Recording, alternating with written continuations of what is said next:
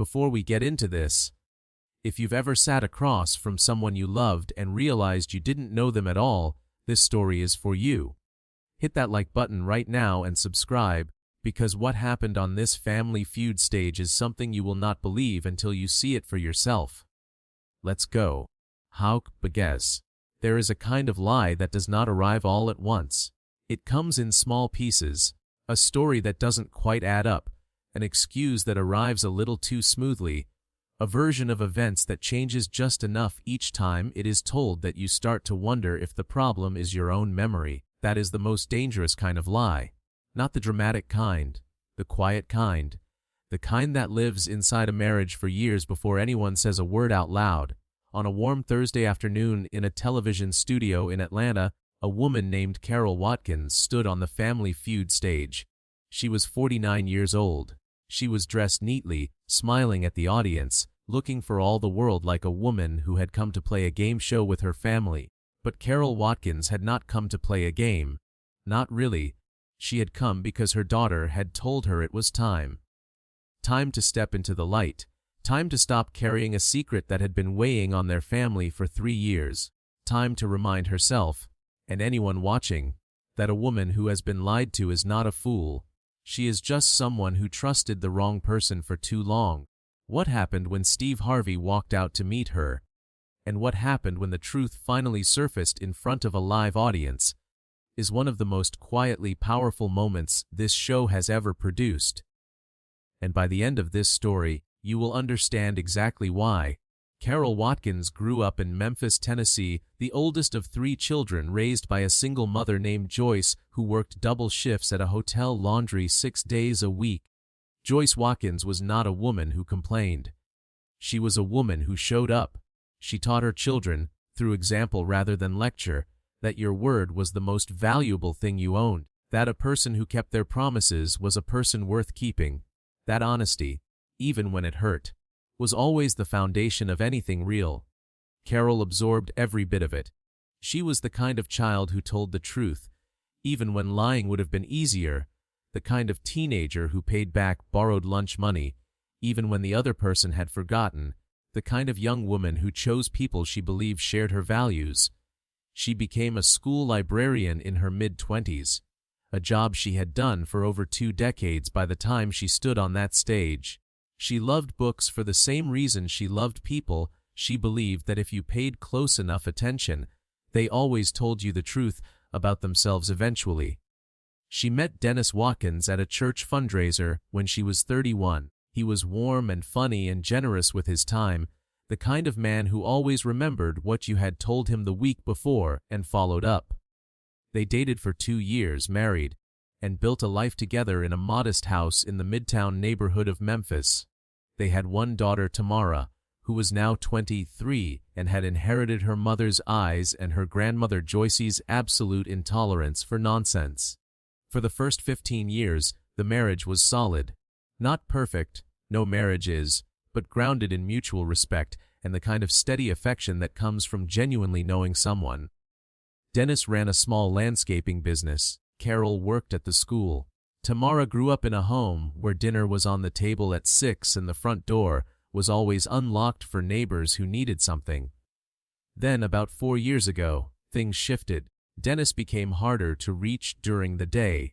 His explanations for where he had been started arriving with more detail than they used to, and Carol had read enough books to know that excessive detail was not a sign of honesty. It was a sign of preparation. She noticed small discrepancies. She noticed the way his phone screen always turned face down the moment she entered the room. She noticed that money from their joint savings account was disappearing in modest, irregular amounts that were carefully sized to stay below the threshold she would notice. She did not confront him immediately. She is a librarian. She gathered information first. Over the course of 6 months, she pieced together a picture that broke her heart completely. Dennis had been systematically redirecting money from their business accounts to fund a second life.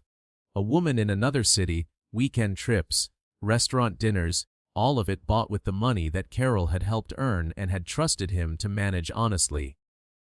When she finally confronted him, he denied it. When she showed him the evidence, he reframed it.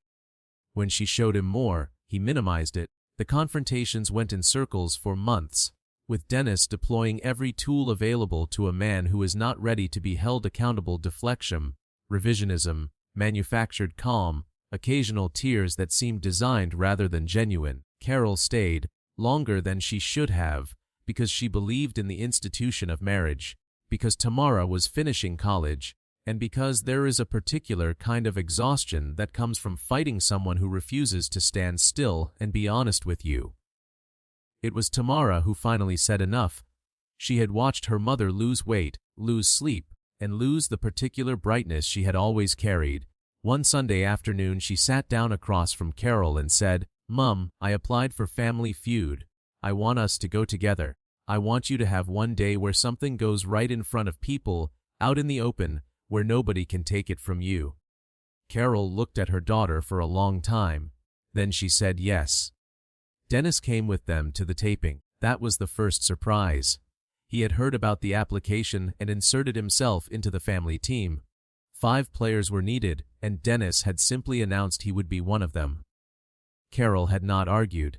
She was done arguing. But Tamara watched her mother's face when Dennis made the announcement, and she stored what she saw.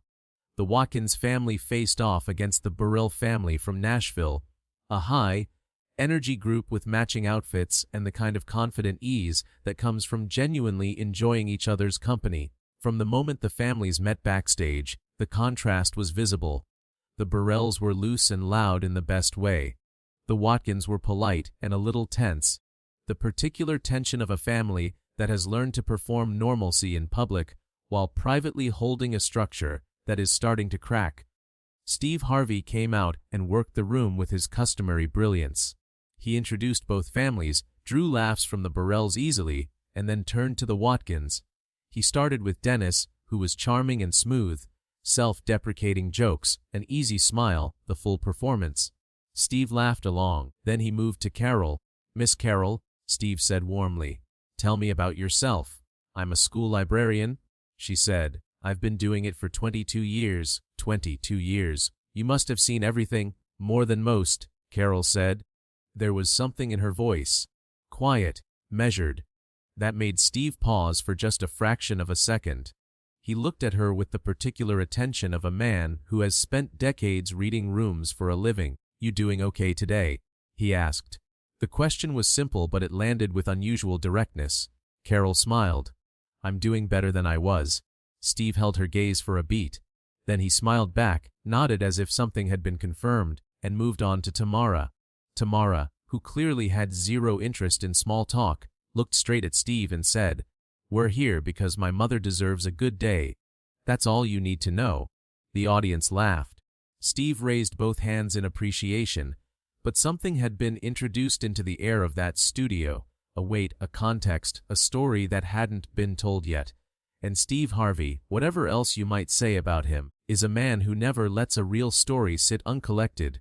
The main game cracks begin to show. The game began and the Watkins held their own.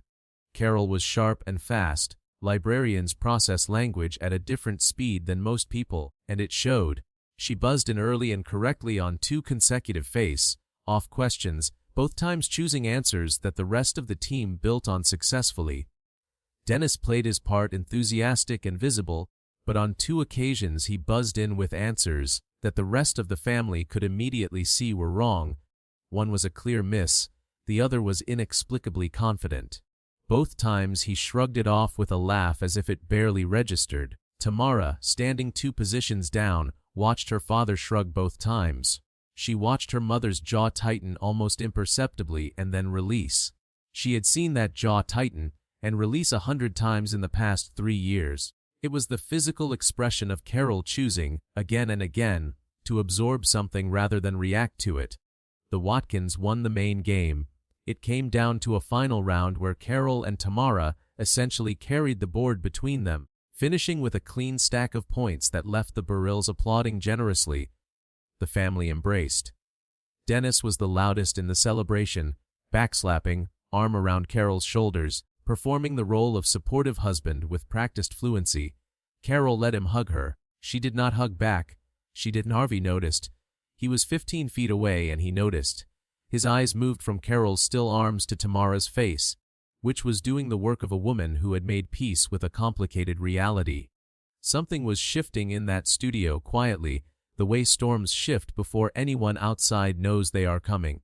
Backstage, the moment that changed everything. During the brief interval before Fast Money, the production team moved the non-playing family members to the side of the stage. It was then that Steve stepped away from the cameras for a moment and approached Carol directly, not as a host warming up a contestant, but as one person checking on another. "Talk to me," he said quietly. "What is really going on with your family today?" Carol looked at him for a moment.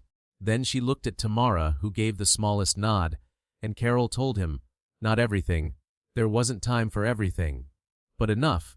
The missing money, the years of deflection, the confrontations that went nowhere, the way a man can stand in the middle of a life he is quietly dismantling and still smile for cameras." She spoke in a measured, unhurried way, the way a woman speaks when she has already done her grieving and is now simply reporting facts. She did not cry. She said, run out of tears for this particular situation some months ago. Steve Harvey listened without interrupting. When she finished, he was quiet for a moment. Then he said something that Carol would repeat in every interview she gave in the years that followed. "You didn't deserve any of that, and I want you to go out there and play Fast Money like the woman you actually are, not the woman somebody else's lies tried to make you into. Can you do that?" "Yes," Carol said. "I can do that. A Fast Money." Tamara went first. She was composed and precise, a young woman who had clearly watched the show closely and understood that the game rewarded the most common answer, not the cleverest one. She scored 141 points. That left Carol needing just 59 points from 5 questions to win the 20,000. When Carol stepped to the podium, something had changed in her bearing. She stood differently than she had at the start of the show. Her shoulders were back. Her chin was level. She looked directly at Steve Harvey, and she looked, for the first time that day, completely at ease. Steve looked back at her. "You ready?" "Ready," she said. Name something a person does to hide the truth. Without a flicker of hesitation, changes the subject. Number 2 answer. 22 points. The audience clapped. Name a word that describes someone you can't trust. Carol's answer arrived the way her answers always arrived, quiet, certain, with no visible deliberation. Dishonest. Number 1 answer. 41 points. The board lit up and the studio responded. Name something people do when they finally tell the truth. A small pause. The only pause of the round. Then, cry. Number 1 answer. 37 points. They had already won, but Carol stood at that podium as if the points were not the point. Name a quality that makes a marriage last. Carol looked at Steve. Steve looked at Carol. Honesty, she said, so evenly that it landed in the room with the weight of a statement rather than a game show answer. The board flipped. Number 1 answer, 44 points. The audience was already standing. Tamara had both hands over her mouth. Steve was looking at Carol the way you look at someone you have just watched do something genuinely remarkable. Last question. Name something a strong woman does when she discovers she's been lied to. A breath. The studio went absolutely silent. She keeps going, Carol said. The board turned. Number 1 answer, 39 points. The studio came apart. The audience was on its feet, and the sound was not the polished applause of a game show crowd performing enthusiasm. It was something rawer. Recognition, relief. The collective exhale of people who had just watched someone say out loud what they had been feeling privately. Tamara was weeping openly. Even members of the Burrell family, standing at the side of the stage, were clapping with genuine emotion. Steve Harvey did not immediately move to the prize announcement. He stood with his hands at his sides for a moment, looking at Carol with undisguised respect. Then he stepped toward her, gently took her hand, and turned to face the cameras. "Ladies and gentlemen," he said, his voice lower than usual, "I have been hosting this show for a long time. I have seen a lot of things happen at this podium, and I want to say something right now, because I think it needs to be said." The room was completely still. "Carol, before this Fast Money round I had a conversation with you. You told me something that took courage to say, and then you walked out here and you played this game with every ounce of the woman you are. You didn't play angry. You didn't play bitter. You played honest, And your honesty scored more points than I have seen in a long time. Not just on the board, but in this room. He turned to address the full audience and the cameras directly. I want every person watching this to hear me. When you have been lied to by someone you trusted, especially someone inside your own home, it does something to you. It makes you question your own judgment. It makes you wonder if you were naive, if you should have seen it coming, if the problem was somehow yours. It is not. The person who lies carries the full weight of what they did. The person who trusted them is not a fool. They were just faithful. And faithfulness is never a weakness. It is the hardest thing in the world to maintain when the world keeps giving you reasons to give it up. The studio was silent for the full duration of his speech. No shuffling, no coughing, nothing. Carol, he said, turning back to her, you won this game today. But more than that, you showed everyone in this building and everyone watching at home that you are still standing. That whatever has happened, it has not broken you, and that is worth a great deal more than $20,000. Carol nodded. She pressed her lips together for a moment. Then she said, it took me a long time to know that, but I know it now. The standing ovation lasted for nearly 3 minutes. The episode aired 5 weeks after taping. Within 8 hours, the clip of Steve Harvey's speech had 4 million views. By the end of the first week it had climbed to 14 million, shared across platforms by women and men who said they had watched it 3, 5, 7 times. The comments section was unlike anything the show's social media team had seen before. Not the usual enthusiasm for a big win, but something more personal and more raw. Thousands of people describing their own versions of Carol's story, thousands more saying they had forwarded the clip to someone who needed to hear it. What happened to Carol after the cameras stopped was, in its own quiet way, just as significant. She used the $20,000 for something she had been postponing for 3 years: legal fees. She had already made the decision to end her marriage before the Family Feud taping. The appearance had not caused it, but it had clarified something for her. She needed a day that was entirely, undeniably hers. She needed to stand somewhere and feel the ground under her feet. The show had given her that. The morning after the taping, she called her lawyer. By the time the episode aired, the paperwork was already well advanced. People assumed the show changed something. Tamara said in an interview 6 months later, "But my mother had already changed. The show just gave her a room to stand in while she was changing. It gave her an audience for the version of herself she had decided to be." Steve Harvey speaks publicly. In the weeks following the episode, Steve Harvey was asked about the moment in multiple interviews. He was thoughtful and consistent in what he said, returning each time to the same essential point, that the most important thing a person with a platform can do is refuse to look away when something real is happening. "I've been in this business long enough to know the difference between a contestant who is nervous and a contestant who is carrying something," he said. Carol was carrying something, and I made a choice. I could keep it surface level, stay with the game, show script, and let that woman go home having won some money but feeling completely unseen. Or I could acknowledge what was actually in the room. I chose to acknowledge it. That's all I did. She did everything else herself. He also spoke about the specific nature of deception within a marriage, a topic he addressed with the directness of someone who has thought about it seriously rather than as a rhetorical device. When someone outside your life deceives you, it is painful but it is containable. You can identify them as the source. You can separate from them, but when it is your partner, the person who is supposed to be on your side by definition, the deception does not just hurt, it rewires things. It makes you doubt your own perception. It is a very specific kind of damage, and I think we do not talk about it honestly enough because people are embarrassed to admit that they were fooled by someone that close. But being fooled by someone close to you is not a character flaw. It is what happens when you extend trust to someone who did not deserve it. The failure belongs entirely to the person who abused the trust. The speech was widely circulated. Therapists shared it in their practices. Domestic advocacy groups referenced it in their materials. A professor of family studies used it as an opening text in a graduate seminar on trust and betrayal in committed relationships. 1 year on, Carol's life after 12 months after the taping, Carol Watkins was living in a smaller house in East Memphis. A house she had chosen herself, paid for with her own salary, furnished with the specific things that she liked rather than the compromises that accumulate inside a shared life. She had returned to full-time hours at the school library, expanded the reading program she ran for children with learning differences, and started facilitating a monthly discussion group for women at her local community center. A group that, with no formal advertising, had grown to 30 regular members within 4 months of its first meeting.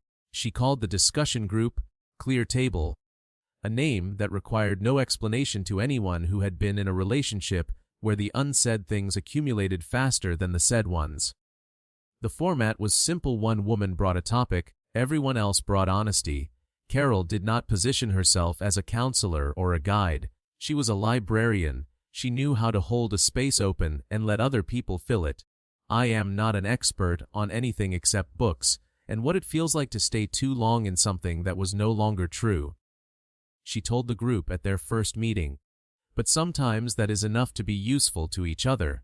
By the end of the year, Clear Table had expanded to 2 additional locations. Carol had not set out to build a movement. She had set out to create one honest room. The room kept growing because honest rooms are rare and people will travel significant distances to sit in one. What the audience remembered most of everything that happened during Carol's Fast Money round, the answer that stayed with people longest was not the most dramatic one. It was not the highest scoring one. It was the last one. She keeps going. 3 words, delivered without anger, without performance. With the simple certainty of a woman describing something she had already decided, viewers said it was the most honest thing they had heard on television in years. Not because it was profound in its construction, but because it was completely, plainly true. It was the answer you give when you are no longer interested in being understood by the wrong person. You are simply stating a direction.